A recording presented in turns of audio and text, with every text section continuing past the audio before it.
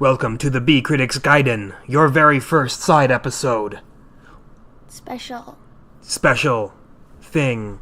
For those of you not in the know, Gaiden or Gaiden is Japanese for side episode. Oh, it's an approximate translation. It's something along those effects there.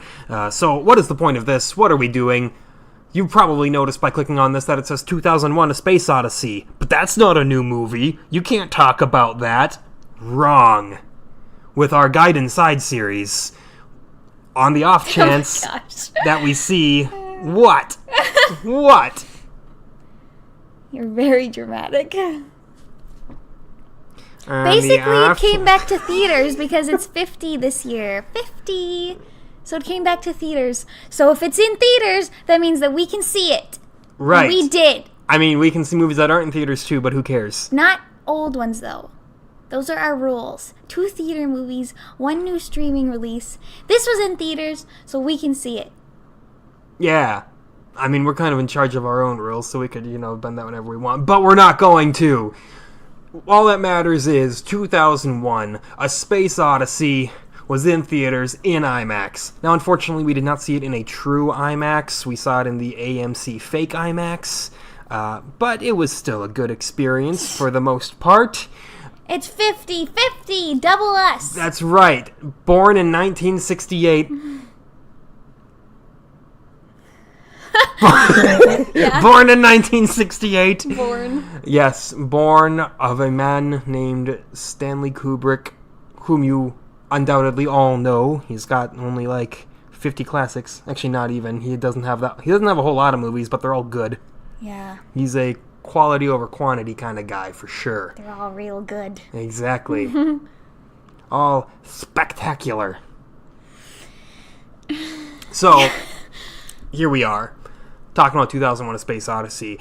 Now, obviously with the movie so old here, and so influential, I mean, it is considered one of the most important and greatest sci-fi movies of all time. Not just sci-fi. Well, right, just all movies in general. One of the greatest of all time. The goat. The big old goat. Therefore, this is when we can kind of afford to go a little bit deeper into, give it kind of a pick apart piece by piece discussion here. And you can't start 2001 without starting at the beginning. Wait, to start, Paul had not seen this before yesterday. That's right. And I've only seen it once before, and that was 2 years ago. So, you can all rag on me all you want for me having never seen 2001, but guess what? I got to see it in IMAX for the first time, so boom. Suck on that. How does that make you feel now? Jealous. Exactly. Thank you. That's what I was going for. So, obviously, you have to start at the beginning. And it was really kind of funny because, if you've seen 2001, you know that it starts off as just a blank screen with a lot of very intense orchestral music over it, and pretty much everybody in the theater was kind of like looking back at the projector wondering, is there supposed to be something on the screen right now? Because it's a whole lot of nothing. And I sat there and I literally leaned over to Tara and I was like, this seems like a pretentious Kubrick thing to do, is just have nothing while music plays. And sure enough, I was right. Yep. Finally, actual video came on and we had missed nothing otherwise because it's just audio. Finally, the MGM logo pops up. Exactly. To start it. Good old Metro-Goldwyn-Mayer. And then you are given the absolutely phenomenal piece, Also Sprach Zarathustra. If that's how it's pronounced, I probably got that a little bit wrong. But if you're a Ric Flair fan, then you know what the song is. Even if you're not, you've probably heard it elsewhere. Very commonly used piece. And yeah, are you going to sample it? Am I going to sample it? Yeah, with your voice. With my voice? Yeah. No. Just do a little bit, and everyone will know what song it is. Everyone knows who Ric Flair is, so we're good. Dun, dun, dun. Dun, dun. There we go. You did the job for me. Dun, dun. You know, it's that. Ba, ba, ba. Ba, ba. You all know it. You've all heard it.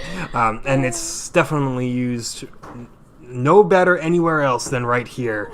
Yeah, gosh, such a fantastic start to a movie as the planets do align in these space shots, and you're there saying, oh my, this is going to be quite something.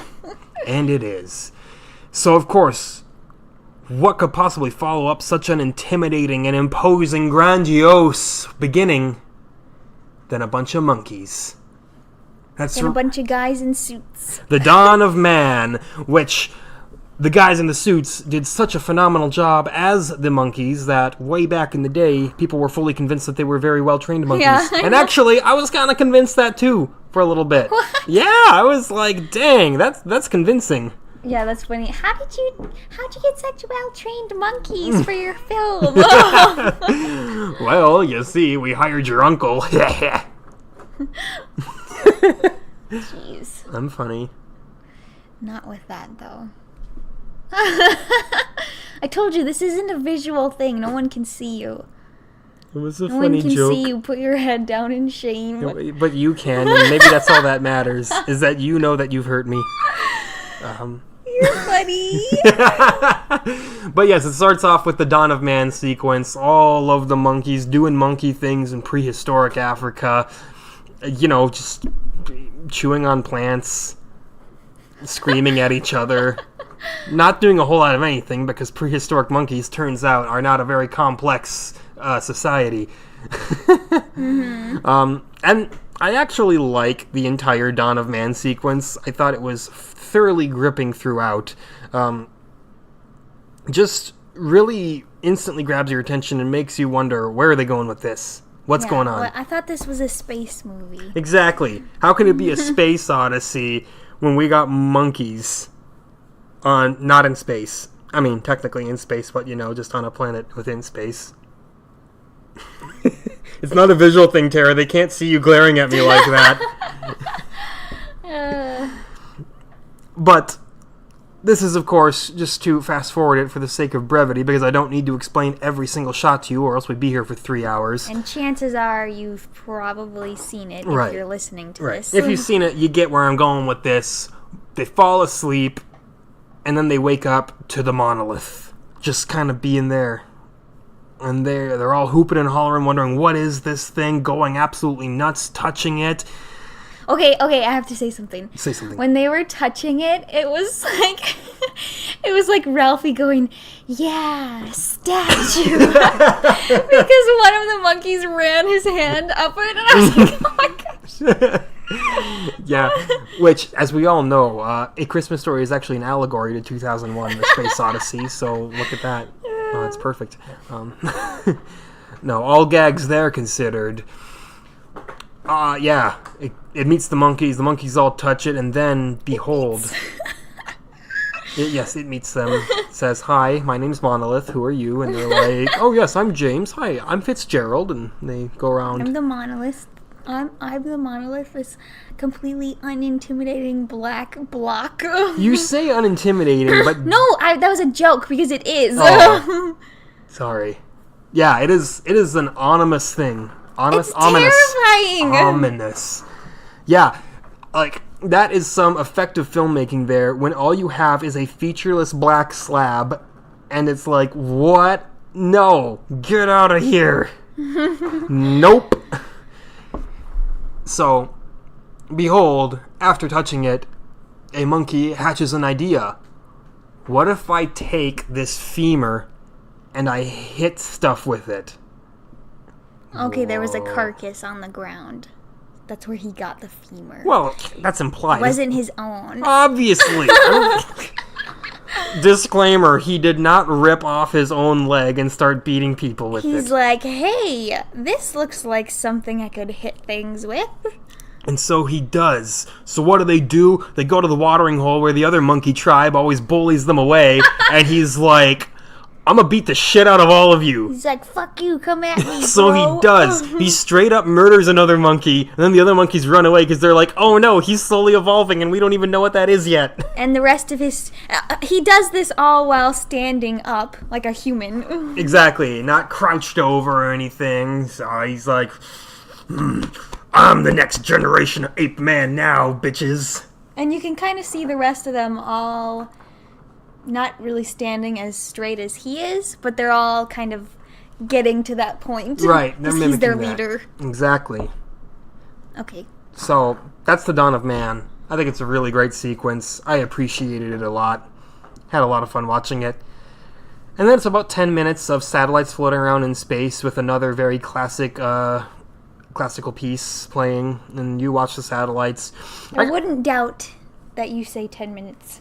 I'm pretty sure it was close to 10 minutes. It was a long, long time. There's no dialogue until like the 25-minute point of this movie, so it's anywhere between 5 to 10 minutes was how long the satellites float around. And it's funny because some of the outer space effects look really convincing, such as the big circular rotating space station floating through space, and then some of them just kind of look like cardboard cutouts just kind of being moved across. No, they don't look like cardboard cutouts. Okay, they look better than that. But they look like still images just being dragged across.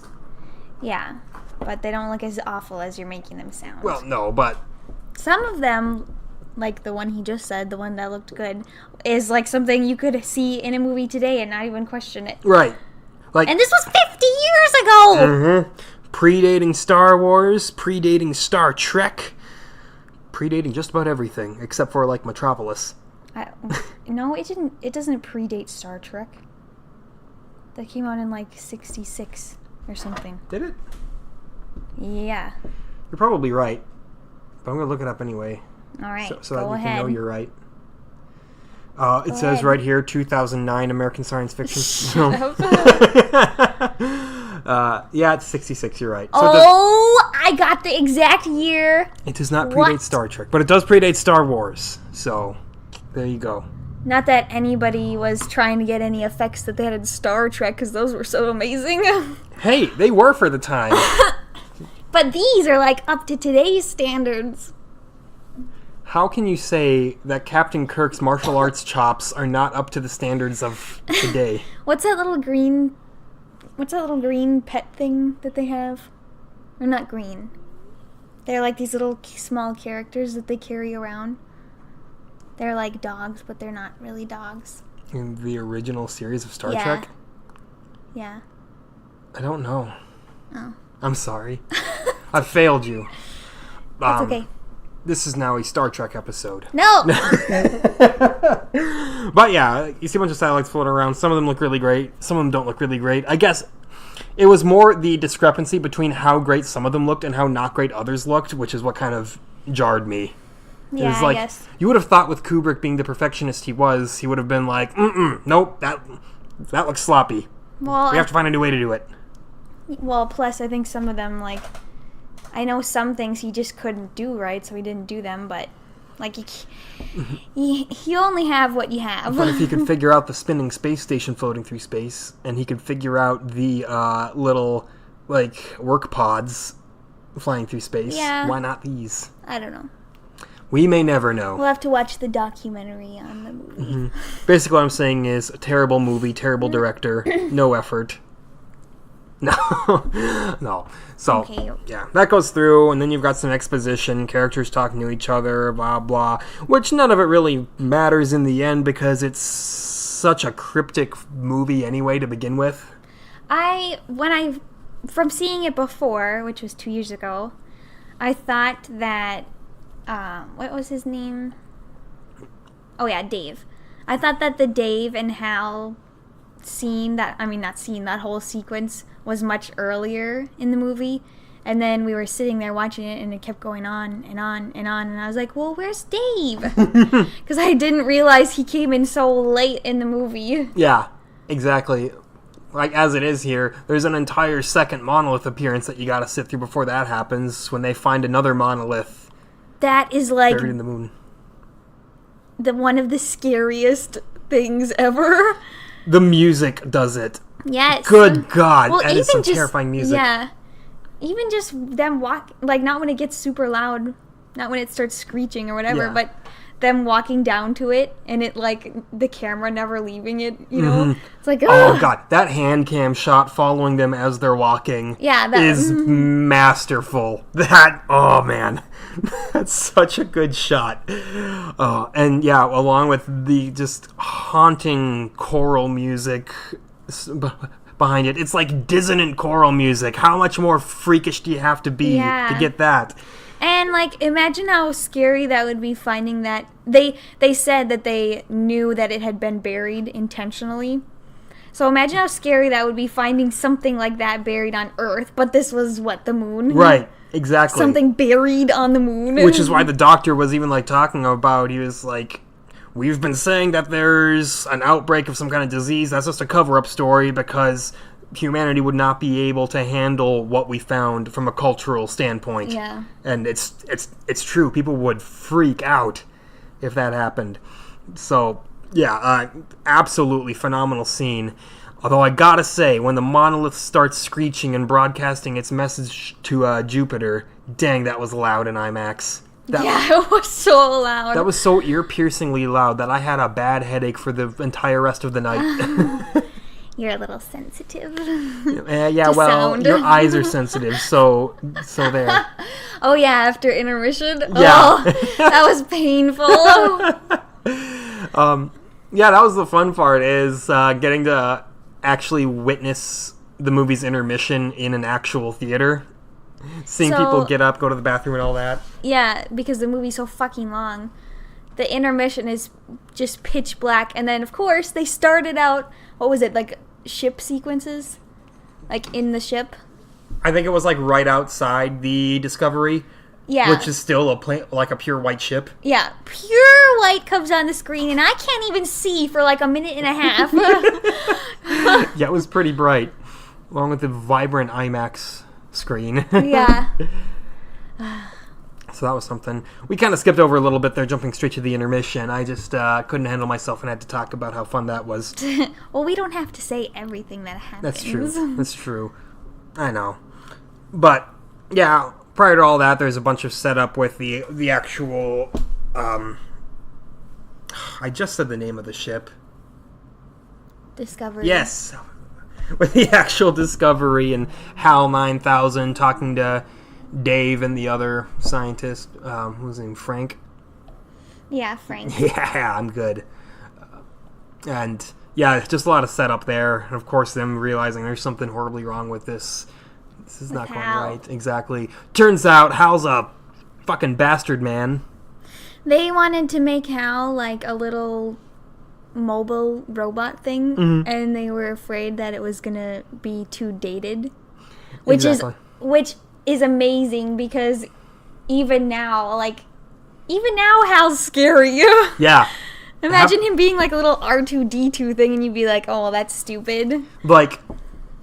The red eye of death with Hal and the sleek design, he looks like a modern instrument. Yeah, obviously they made a good choice. Yeah, it's just a spectacular decision there. And even his voice, so calm and soothing. It's why are you speaking like that? You're a robot. I'm afraid I can't do that, Dave. They originally were going to have a woman play Hal, and it was going to be named Athena instead of Hal. But I think it was a great decision to switch from Athena to Hal, because there's something so much more sinister about Hal. But yeah, he's a bastard, man. He kills Frank. He tries to kill Dave. Doesn't work. Dave shuts Hal down in an emotional sequence where Hal sings Daisy, Daisy to him while his voice slowly goes away. And then we get to Jupiter and Beyond the Infinite. The climax of the movie, and back in the day, definitely one of the most controversial things about the movie. The ending? Yeah. Yeah. The 60s audience did not take too kindly to the ending, as it was so wildly out there. To which, of course, Stanley Kubrick and Arthur C. Clarke had said, if we made this movie and you understood everything on your very first time seeing it, we would have failed completely in our cause. Mm-hmm. It's definitely a wild one. It's our third sighting of the monolith. This time, instead of acting as a tool for ascension or as a beacon, it acts almost more as a stargate to a realm beyond where we know.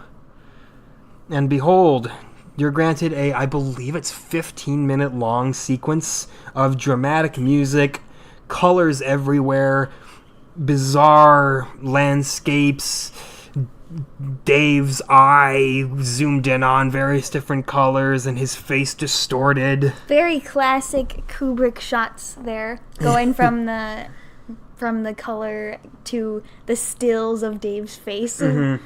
It is definitely one of the wackiest things ever. Now, some people dismiss it as just like, oh, well, it's just an acid trip and that's all it's meant to be. But no. The whole point of the ending sequence is to visualize something that can't be visualized. Visualize something that humans are not capable of understanding. To say, this is something so huge that you can't grasp it. And scary. Imagine being Dave and seeing 15 minutes of color flash by your eyes. Exactly. It would be enough to completely melt your brain. Yeah. No, I think any human being would break after that happening. They'd be done. Can you be quiet, please? Cat's being a little bastard. What's new? Exactly. But, yeah, so that's kind of the ending there. And then, him in the hotel zoo kind of thing, wandering around as he slowly ages and then is reborn as the Star Child. He's reborn as Thanos because he touched the monolith and now he's enlightened. That's right. So now he's going to kill half the universe. Yep. No, and then he's sent back to Earth to usher on a new age for humanity. Or at least that's the explanation that Kubrick himself gave in an interview that was recorded in 1980 but did not surface until like 2 or 3 years ago. Jeez. So, yeah, that's the official Kubrick explanation, is that Dave is teleported through this Stargate, taken in by the aliens, observed, and then rebirthed. Because Dave is precious and he's the chosen one. He was How the can one. you not like Dave? He was the one that survived Hal's menace. And he's so cute. Oh, I see. I see. You just like how he looked. Yeah, he's like a classic 60s guy. Yeah. Good stuff throughout. There are, of course, a lot of other interpretations of the ending and of various other themes. Some people believe that it is a possible allegory for the search for God and finally finding God, which Kubrick himself did admit that the aliens were godlike entities, which is why they are portrayed in such a bizarre fashion, because the human mind, again, can't really fathom what that would be like. Mm-hmm. In that same interview, he had said that he tried to avoid talking about the ending of the movie for as long as he could because it all sounds so dumb on paper, but the actual visualization of it and the execution of it works wonderfully to his advantage. There are other interpretations of the story as well, such as the entire second sequence with Hal and Dave being an allegory for conception. If you look at the Discovery spaceship, it looks almost like a sperm with a round end and then kind of a long tail behind it. And then it shoots Dave off in a little pod, which is I guess like the egg, which gets fertilized by the monolith, and then he goes through the pregnancy in the zoo and then is born as the Star Child, a literal fetus in outer space. Yeah, what's he gonna do? Float into Earth like that? Yes, absolutely. Now, I have heard that there's a sequel to this movie, 2010. I haven't seen it. Apparently, it's okay. It's nothing out of this world or anything, but it was received moderately well, so... Didn't need a sequel, though. No, it really didn't. It's also worth noting that Arthur C. Clarke wrote the book 2001 alongside the shooting of the movie, and he went into much deeper detail, kind of explaining things a little bit more, because he was with Kubrick to a degree, in where he said, yeah, things should be up to interpretation, but he also thought the movie was a little bit too up to interpretation, a little over vague. People don't usually like Stanley Kubrick's interpretations of their books. Right. Most people have said that. Mm-hmm. Whereas, the film crowd is like, you're all wrong. It's a great interpretation. That's because these are like some of the most classic movies of all time he's got like 8 of them. Because he's such a ridiculous perfectionist. Yeah. Oh, jeez. I mean, just looking at his repertoire here, A Clockwork Orange, Full Metal Jacket, The Shining, Ouch, Cat, Why, Doctor Strangelove. Look at this thing. Mm-hmm. No, look over here. Oh. Sorry, cat is climbing up my back. That says More Like This. Yeah, but those are all Kubrick films. This isn't. That's why I didn't say it. Oh, well, you just know. I just know. Can you please get down? She's needy. Yeah, apparently. He's like, stop it with that episode and pay more attention to me.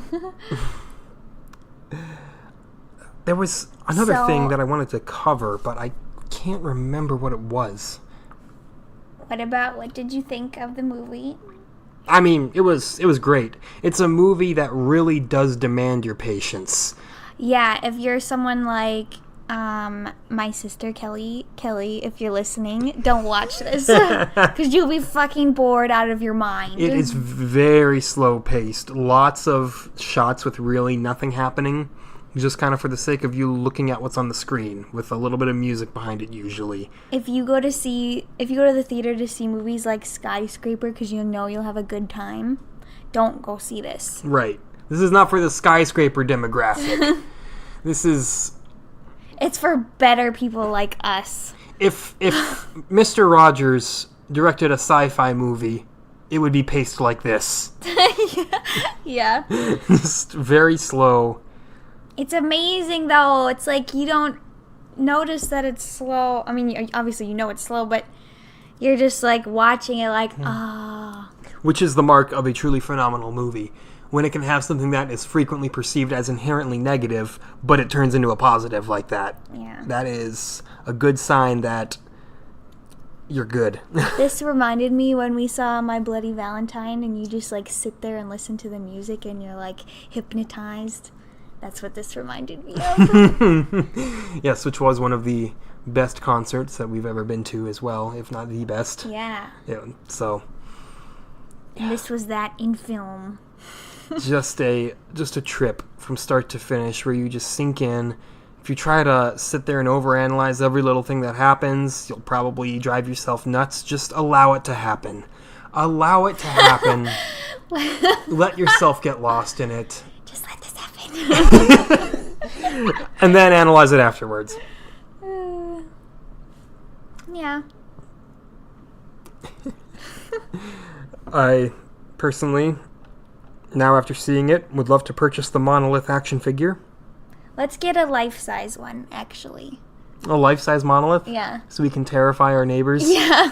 Just like shove the big old monolith in their backyard? No, it can go right over there in the living room. Right there in the corner, like a Christmas tree. I don't think it would fit. I think our ceiling is too low. That's it, Christmas tree. We can have that instead of a Christmas tree. All right. Hang our ornaments on it. Christmas time, pull out the monolith for the year. Yeah. It's beautiful. That's what I wanted to say is the entire post-intermission sequences of this movie, everything after the intermission is just pure anxiety. It's like you're just sitting there sweating it out, just between the intense music and this what's happening on the screen, the visuals, you're like, ugh. And that's a long time too, because the movie's 2.5 hours, and I'm assuming intermission is right about halfway. So that's over an hour of being like, Yeah. what's gonna happen? Yeah. It's about an hour. I think that intermissions are typically like 2/3 of the way through things. I'm sure I could find it if I looked it up or something. Probably, but that's not a horribly interesting fact. No.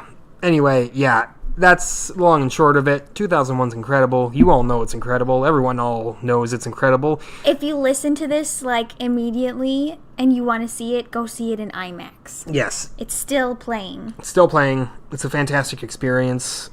If you can somehow get to a real full-size IMAX, hey, more power to you. It is not remastered in any way. It is on the original 70mm film reel. Yeah. No remastering, no retouching. Just the original film as seen, with all the special effects that are still good to this day. Yeah. So, that's about all I've got to say about 2001. Any last words for you? No. All right, well, there you have it. This was your first episode of the B Critics Gaiden. This will not have a regular release schedule. This will be more so as we find movies like this that get monumental re-releases. And we'll cover them. And it's really hard to find a list because I've been trying. Yeah. Every time I try to type in like re-releases, something coming back to theaters, I don't get anything. So every now and then one of these will pop up, and just consider it a little bonus side treat for you. Yeah.